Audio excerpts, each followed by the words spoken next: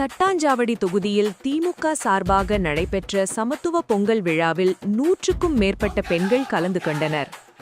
புதுச்சேரி முழுவதும் திமுக சார்பாக தொகுதி வாரியாக பொங்கல் விழா நடைபெற்று வருகிறது. அந்த வகையில் தட்டாஞ்சாவடி தொகுதியில் இளைஞரணி துணை அமைப்பாளர் மருத்துவர் நித்தீஷ் தலைமையில் சமத்துவ பொங்கல் விழா நடைபெற்றது. இதில் மாநில அமைப்பாளரும் எதிர்க்கட்சி தலைவருமான சிவா, சட்டமன்ற உறுப்பினர்கள் அனிபால் கென்னடி, சம்பத், செந்தில் ஆகியோர் கலந்து கொண்டனர். தொடர்ந்து பல்வேறு போட்டிகள் நடைபெற்றது. அதனைத் தொடர்ந்து பொங்கல் விழா மிகச் சிறப்பாக நடைபெற்றது. மேலும் விழாவில் கலந்து கொண்ட அனைவருக்கும் பரிசுகள் வழங்கப்பட்டது. விழாவில் இசை நிகழ்ச்சிகளும் நடைபெற்றது. மேலும் இந்நிகழ்ச்சியில் திமுக மாநில மற்றும் தொகுதி நிர்வாகிகள் ஏராளமானோர் கலந்து கொண்டனர். இங்க நம்ம நண்பர் நித்தீஷ் அவர்கள் ஒரு பொறுப்பாளர் அமைச்சிருக்கீங்கன்னா வருங்காலத்தில் அவர் வேட்பாளர் ஆகிறதுக்கு மிகப்பெரிய வாய்ப்பு இருக்குது.